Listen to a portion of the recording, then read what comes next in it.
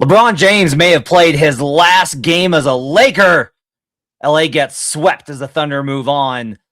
The Cavs are back from the dead behind Donovan Mitchell's explosive performance. And Giannis, something happened with Giannis? We don't know. We'll talk about it. It's Locked On NBA Game Night. When that final buzzer rings, you know it's time for Locked On NBA Game Night. All the post-game reactions to every game across the league, every single night, with insights only the hosts at Locked On can provide. It's the true NBA fans' one stop for all the action. Every game, every night. It's Locked On NBA Game Night. Tipping off now. Welcome to Locked On NBA Game Night, part of the Locked On Podcast Network. Your team every day. I'm Matt Moore, joined by Camille Davis from Locked On Bucks. You can catch me on Locked On NBA Daily, as well as over at Locked On Nuggets. On today's show, we will talk about the Giannis quote-unquote news. Like, I don't know if it's like news, but he's he's not traded, and we don't know where he's going, but like something happened today. We'll talk about that later. In more pressing news, we'll talk about the Cavaliers and the Pistons at the Cavs, even the series 2-2 behind Donovan Mitchell's incredible second half performance. That series is going the distance. But we'll start tonight, Camille, with the one that is not going the distance as the Thunder sweep the Lakers after being down in the second half. Wild back and forth game. Huge swings in this one, but ultimately Oklahoma City gets it done 115-110 to end the Lakers season. What was your reaction? My first thought was at the end of the game, why is Rui Hachimura not in the game? Right? When you have seen him be a human flamethrower throughout this game? 25 points he finishes with, 9 of 15 from the field, 4 of 8 from 3. And instead you put Maxi Kleber in the game who hadn't played at all. Like, I thought at the end there, a little too cute from JJ Redick, even though on that possession, they did get a good look from 3 from Austin Reeves, a quick 3 at that. It just didn't fall. But the whole logic behind that initially, I was kind of like, why? Like, Rui was doing some things throughout this game where I'm like, ooh, is that a good shot? Oh, he made it. Like, okay, Rui is feeling it right now. So I thought it was a really competitive game. The third quarter was normally, you know, the trouble spot for the Lakers. That happened to be like the second quarter for them in this game. And they had a lot of fight. They just didn't have enough fight to knock out the defending champs. Yeah, it is kind of funny to me that it's like, you know, they had all that they were this plucky underdog in this series, but really like the guy that dispatched them, it wasn't. I thought Chet Holmgren was great down the stretch of this game. I thought he was awesome in the fourth quarter. Shai did what he does, which is 35 points, 11 of 22, 8 assists, 12 of 15 from the free throw line, another 15 free throws for Shai Gilgeous-Alexander. I'm sure we won't talk about that, but. You know, AJ Mitchell, 28 points, 4 rebounds, 4 steals, 4 assists. Just another dynamic game. The Thunder just hit you with so many weapons. They just have so many weapons all the time on offense and defense. They make so many plays. AJ Mitchell with another standout performance. Everyone's asking, like, this guy's got to get his own team. Nope. He's on contract for $8 million a year for another 2 years. So you guys can all wait your term. Sam Presti is good. He is good on that one. So he is so good at his job. Like, to have an AJ Mitchell be able to pop the way that he has during this playoffs, especially with Jalen Williams out, like no J-Dub in this series for them, losing another ball handler, but being able to trust in what AJ Mitchell can bring to the table. Because honestly, I liked a lot of the defense that the Lakers threw at SGA throughout this series. I thought that they were making to make quick decisions. They were trying to change it up every so often. Like sometimes it was double, sometimes it was a delayed double. Sometimes they did blitz, sometimes they didn't. Like they just tried to continuously mix things up, make him think, make someone else beat them. And AJ Mitchell too often was just kind of like, okay, like I can do that. That is fine by me. I will definitely take that on my plate and eat that up. So shout out to AJ Mitchell, what he's been able to put on tape during this playoff run, and his performances are becoming one of those things where it's like, at this point, kind of expecting it from him at this point. Like he has shown that he can be a playoff riser. So man, the Thunder are just such a deep team. Even with the injuries, you cannot take them lightly. Yeah, they just come at you in waves. They are so consistent. Shai Gilgeous-Alexander after the game says, quote, you could say AJ was our best player in this series. Just incredible praise. And it's true. Like it's phenomenal for him to have had this kind of performance. They don't even need him, and yet he like comes through big buckets in the fourth quarter. Look, I love to talk more about the game and the X's and O's, but we got to talk about the elephant in the room here, which is a lot of conversation about whether or not this is going to be LeBron's last game with the Los Angeles Lakers. A lot of stuff up in the air. We don't know what. Like, I'll be very interested to say we're recording this before he comes out for his post game. What is your expectation? Do you think we see LeBron back in LA next year or not? You know, I think we see LeBron back next year. I don't think this is the end of his playing career. As for LA, it seems as if he's going to want to be in a place where he has a chance to win. You pair a healthy Luka with Austin Reeves, if they re-sign him, you have the outline of a team that can be pretty good. He's comfortable in LA. He spent the second most time of any stop in his career so far in LA.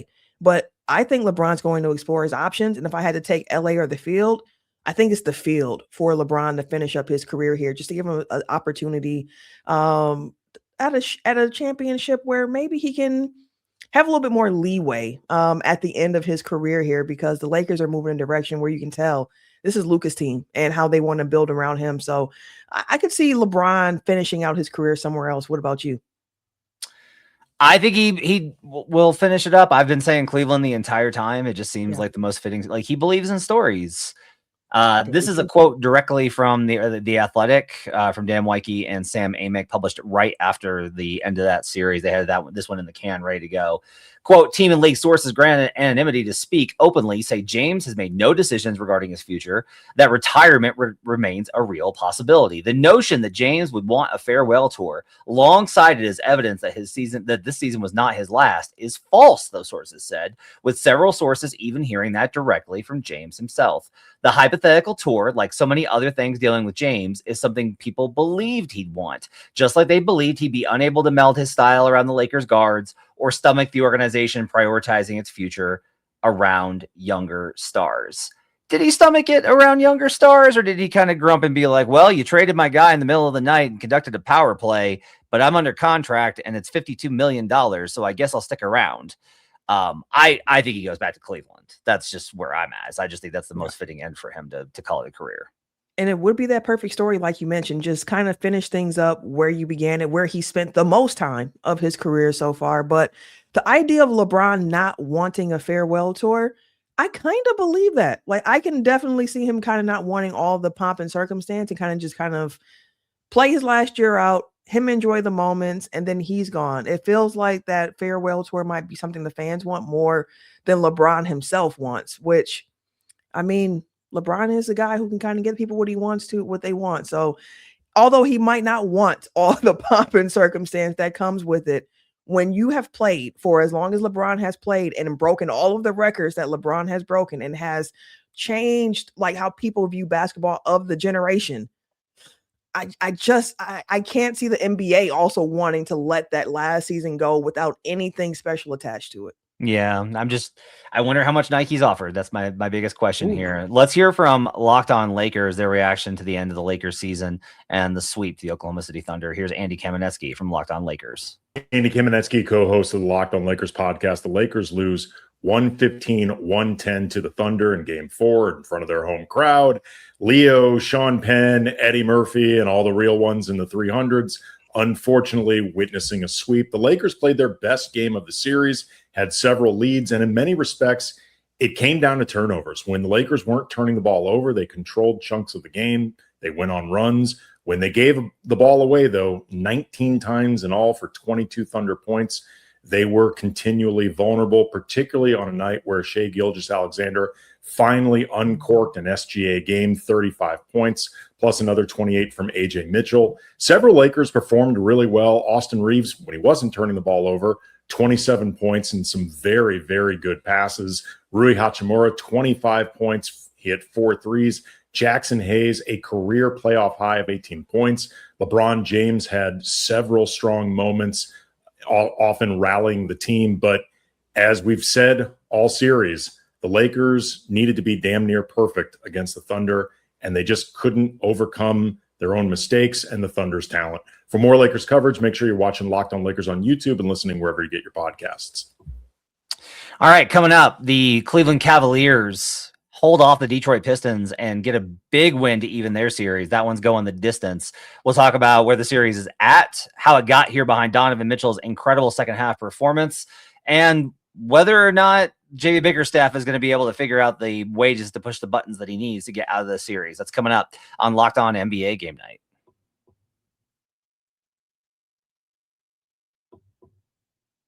Today's show is brought to you by FanDuel. The NBA playoffs are here and every possession matters. If you're looking to get even closer to the action, FanDuel has a great offer to get you started. Right now, new customers can bet just $5 and get $150 in bonus bets if your first bet wins. That's right. Turn $5 into $150 in bonus bets just for getting started. Lots of great things you can get into there. I'm on Naz Reid over on points and rebounds in Game 5. He's been consistently over this. The Wolves have left him or have gotten him open looks on the perimeter. Spurs have left him open, but even when they close out, he's able to still attack on the inside like that. Here's a sneaky one that sounds gross, but I promise it's been awesome. Rudy Gobert over on assists, over 1.5 assists. He's gone over this in almost every game in the playoffs and every game in this series. It's been sneaky good. So I'm on over Rudy Gobert assists 1.5 in Game 5. You can find future plays if you want to bet on the Thunder to win the title. You can get in on draft props, all sorts of great stuff. Just head to FanDuel to get started. FanDuel, play your game. We're also brought to you today by Indeed sponsored jobs. Workplace chaos, deadline stacking up, inbox overflowing, and the one position that you have to fill still sitting open. When the pressure's on and you need the right hire, this is a job for sponsored jobs. Indeed sponsored jobs helps you reach the people who actually fit what you're looking for. Skills, experience, location. So you're not just hoping the right candidate stumbles across your post. And here's a stat that says it all. In the minute I've been talking to you, companies like yours made 27 hires on Indeed, according to Indeed data worldwide. If you're hiring, spend less time searching and more time interviewing candidates who check all your boxes with Indeed sponsored jobs. If you're able to check those boxes, that means you can actually interview people about the things that actually matter. Culture, fit, personality, how they approach work, and whether or not it works with your company. Spend less time searching and more time interviewing candidates who check all your boxes. Less stress, less time, more results. When you need the right person to cut through the chaos, this is a job for Indeed sponsored jobs. Listeners of this show will get a $75 sponsored job credit to help get you the job, your job, the premium status it deserves at Indeed.com/podcast. Just head to Indeed.com/podcast right now and support our show by saying you heard about Indeed on this podcast. Indeed.com/podcast. Terms and conditions apply. Need to hire? This is a job for Indeed sponsored jobs. We'll be right back on Locked On NBA Game Night. Back here on Locked On NBA Game Night, Matt Moore alongside Camille Davis. Make sure to check out Locked On Bucks for all the coverage of Giannis and all that stuff. You got to hear from the real ones in Milwaukee, because I love Bucks fans. I think they're one of the best fan bases in the NBA. I've always enjoyed them, even when they were sending me death threats for saying nice things about Nikola Jokic. That's not true. They never sent me death threats. The Sixers fans did. In the early game tonight, the Cleveland Cavaliers got the win versus the Detroit Pistons. Camille, what can you say about Donovan Mitchell's second half? Oh my goodness. Just resilient. That's the word I would put to it, because in the first half, you're watching him work and you're just like, man, the Detroit is making this very, very difficult for this man right now. Even on the open looks, he just looked like it wasn't quite there for him. 1 of 8 from the field, 4 points in the first half. And then within like his first 2 or 3 shots in the third quarter, he had already met that match where he was like, all right, now we rolling. I think he got his first bucket on like a short roll to like a layup at the hoop. Then he got fouled on the and one, and it was like, okay, he is in business. And once that man took off in the third quarter, there was no slowing him down. 21 points in the third quarter, 8 of 9 from the field in that quarter. And then in the fourth quarter, he came back in and was like, okay, I got a little bit more for you. Here's one of the 18 points for you. Like, it was the scoring display and the ways he got to his buckets. He was getting to the free throw line. He was shooting threes. He was getting to the mid range, hitting floaters, doing his little windmill Euro that he loves to get off, which is one of the, I think, best signature moves in the NBA right now. Like, just an impressive scoring performance from Spider in the second half, and Cleveland needed every single piece of it. Yeah, incredible performance from him. That shot of his is my absolute favorite. I was really perplexed in that first half because I was just like, man, they're not blitzing him, they're not doubling him. One of the things I thought that was interesting that they did was they moved him off ball a lot more and had Harden initiating. And what they did was that helped open up things by getting him moving. And like they started to actually shift the defense off of him, and that got him going. And once he got in rhythm, all right, now he's able to attack more. Like it was a really nice subtle adjustment, I thought, from Kenny Atkinson. Let's find out from the Cavs perspective how they got this win. Here's Danny Cunningham of Locked On Cavs. Danny Cunningham here at Rocket Arena after the Cavs take down the Detroit Pistons 112-103 in Game 4 of the Eastern Conference semifinals. Let's talk about this one for 94 feet. The Cavs needed a superstar performance in this game. They were trailing by 4 points into halftime, and Donovan Mitchell hadn't been very good. He was one of his first 8 from the floor, only had 4 points at halftime, and the Cavs had gotten off to a great start, but their 11-point lead had disappeared in the first half. And then Donovan Mitchell comes out of the locker room and has what I have to imagine is the best half of basketball that he has ever played at the exact perfect time. He had 39 points in the second half, which ties an NBA record for points and a half in a playoff game. He was spectacular. He was every bit of a superstar. He was the best player on the floor without question. He got to the rim. He got to his spot on the floater in the paint. He got to the free throw line, hit a couple of huge threes, created a few turnovers. He did every single thing that you need a superstar to do when your back is against the wall. And because of that, this series now tied at 2 games apiece. Game 5 is set for Wednesday in Detroit. Can the Cavs find a way to get a road win in the playoffs? We'll find out then, and I'll talk to you afterwards. So from the Pistons standpoint, JB Bickerstaff did not mince words, and coaches complaining about officiating happens every year in the playoffs, but this year it's like every single game we gotta have a commentary about the officiating. I will point out though that the Cavaliers had 34 free throws and the Pistons had 12. Donovan Mitchell had 15. Yeah, by himself, and the Pistons had 12. Now, some of this is just, I've been kind of on this all series, Camille, like the Cavaliers play in pick and roll situations. They play at the level. So they're going to bring Jared Allen up and they're going to contain at the level with Cade. And Cade is just not far enough along. Like he has learned first and second reads, and he's a very gifted passer. And in time, I think he's going to have like crazy, multi-dimensional reads. It's just like so much of their action is trigger oriented. And these teams have really scouted this stuff, and it's really kind of limited what he's capable of. 19 points. He fails to break 20 points again in the playoffs, and teams have really been able to do this to him. And because there's not a lot he can do. Like right. He can't just like back up and then, they won't give the switch. They're just pursuing the blitz all the way out. Duren is trying to make him pay on the short roll, but they're honestly coming off and helping. One of the things that's interesting is they've sent so much help on Duren on the short roll. That's left Duncan Robinson open. Robinson got 2 3-point attempts tonight. Not just enough. 2.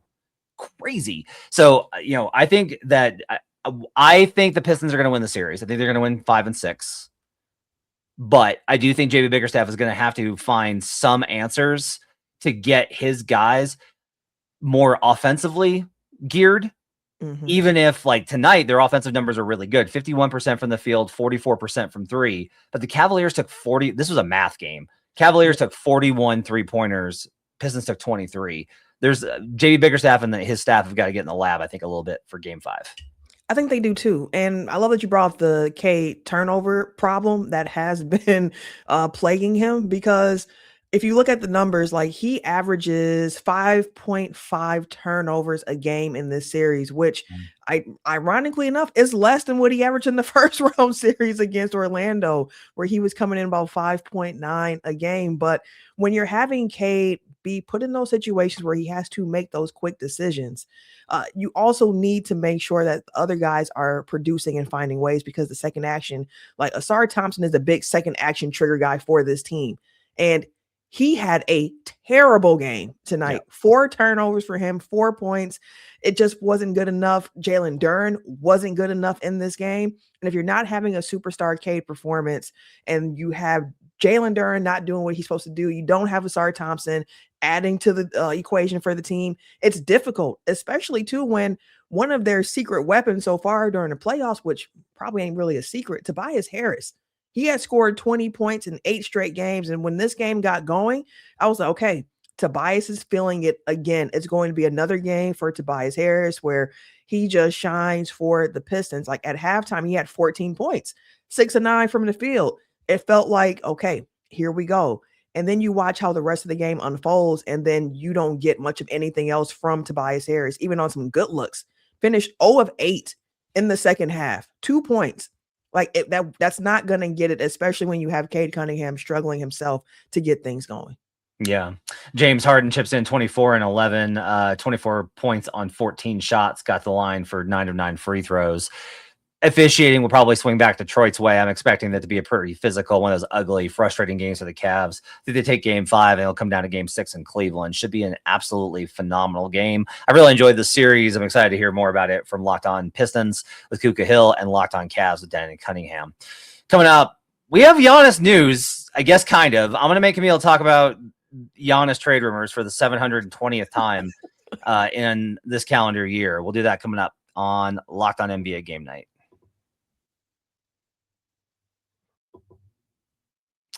Today's show is brought to you by Rocket Money. If you've ever opened your bank account and thought, where did my money go? You're not alone. Keeping track of subscription spending and bills can get overwhelming fast. That's where Rocket Money comes in, helping you take control of your finances all in one place.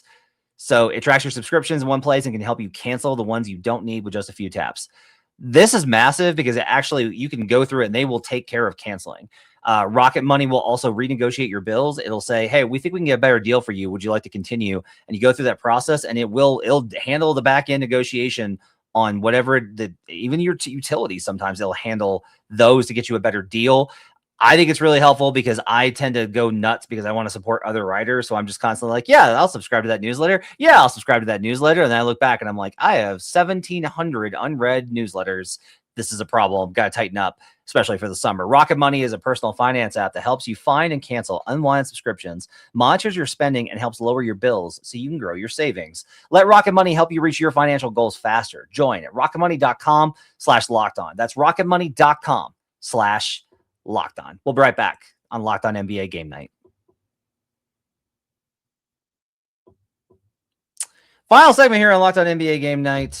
We'd be remiss if we did not cover. The news came out 4 minutes before I ended Locked On NBA Daily today. Of course. And we were like, do we need to record like another episode? And we're looking at it and we're like, what actually changed today? The answer is like nothing. But Shams Charania did report that the Bucks are, the newest phrase is, quote, open for business. Yes. I don't know what NBA front office is closed for business at any point, but apparently the Bucks are open for business. Camille, you cover the Bucks over at Locked On Bucks. What was your reaction to today's non-news news? Yeah, I think the timing of it is just kind of interesting. I mean, this news comes out the day that, everybody's down in Chicago for the NBA Combine as people are talking to one another. And to me, that felt like an announcement from the Bucks to everybody else in the league of saying, hey, we are exploring parallel paths right now. We are very much open to trading Giannis. We are also very much open to trying to find a trade that might bring in more help to keep Giannis in Milwaukee. We're operating on both of these paths, but hey, just so you know, we're open for business. So if you're interested in Giannis, please send those trade along so that we can evaluate, see what's going to be best for us and move forward. I have been saying over the last few weeks, to me, it feels like the trade is coming. Although they are exploring both of the pathways, to me, it just feels like we're at that point where ownership is going to make a decision, which does make this a lot different from previous years of hearing Giannis rumors, because prior, the Bucks would just hang up the phone like, we're not entertaining a Giannis trade. That's off the table. But they're open for business. They're hearing it out. And if anything, again, not really any new news on it. I just think that it happening, this coming out when the combine is starting, it's just an announcement to the league of like, get your best offers in now. That's a great point about the timing of it. A lot of talk today about two picks. One, the Nets pick at 6, which would be a weird trade. There has been like long rumors that they would go back in on trying to just like reload with free agency rather than trying to go. They have so much cap room. I just don't know. Like, honestly, I look at that and I'm like, I don't know if you have anything else you can send them. Like you don't have anything. No. you don't have anything. So it's like maybe you trade Michael Porter Jr. and something else goes to the Bucks because MPJ doesn't make a lot of sense for them. There are movable pieces. Like I think Nick Claxton would be a good ad for somebody. Day'Ron Sharp would be a good ad for somebody. I like Noah Clowney a lot. Just as like a piece, but these guys aren't going to fetch that kind of price. The other one is the Clippers with the fifth pick that they get from the Indiana Pacers. That one I think is really interesting, whether it's Giannis going to LA or potentially in a third team. To me, there's like some sort of sense that this makes where they can trade Kawhi and Giannis or trade Kawhi and a pick and maybe get young pieces from the other team, even if they trade the number 5 or if they move up or whatever. However that works out, I think it'd be really interesting. From your view, what do you think?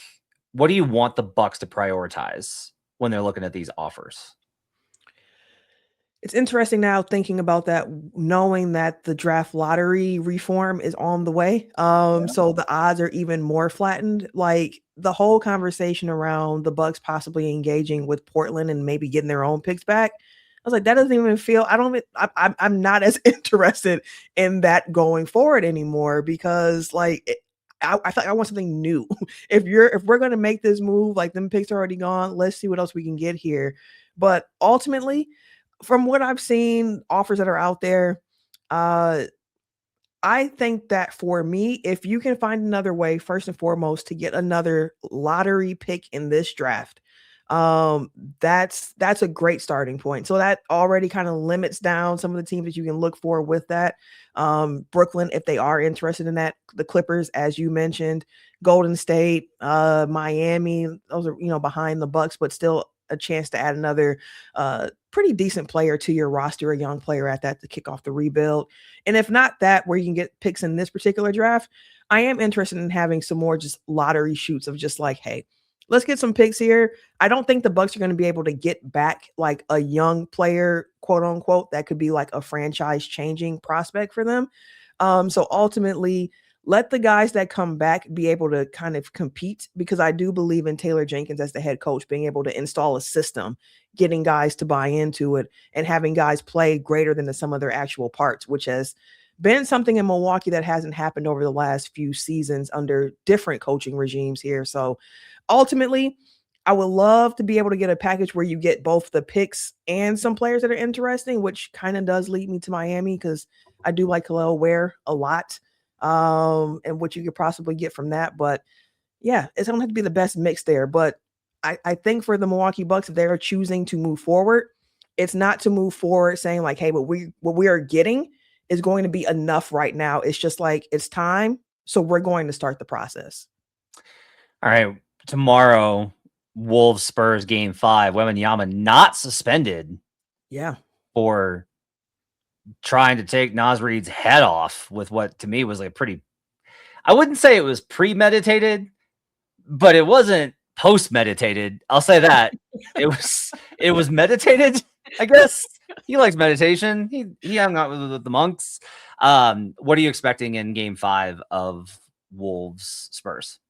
I think the Spurs bounce back. I think Wemby himself, after putting himself in a position to be put out the game and put his team at a deficit in that way, I think he's going to try to get his get back on that. So I think the Spurs win game 5. I think the Wolves probably win game 6. And I think this series goes 7. I think it's going to be Spurs 5, Spurs 6. I like the Wolves a lot in the series, but I think they had to get game 3. I think it's too hard to beat San Antonio in 3 out of 4 games to win the series. And I think it's honestly going to be pretty hard to beat them in back-to-back games. They haven't lost back-to-back games yet.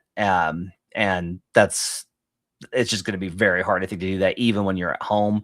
We'll see if they can pull it off. It should be entertaining, and we'll have it covered for you here on Locked On NBA Game Night. You can check out Camille over at Locked On Bucks. She does a fantastic job. You can catch me on Locked On NBA Daily. I do an okay job. You can catch Danny Cunningham at Locked On Cavs, Andy Kametsky at Locked On Lakers, and more shows tomorrow every single night here on Locked On NBA Game Night. We'll see you guys then.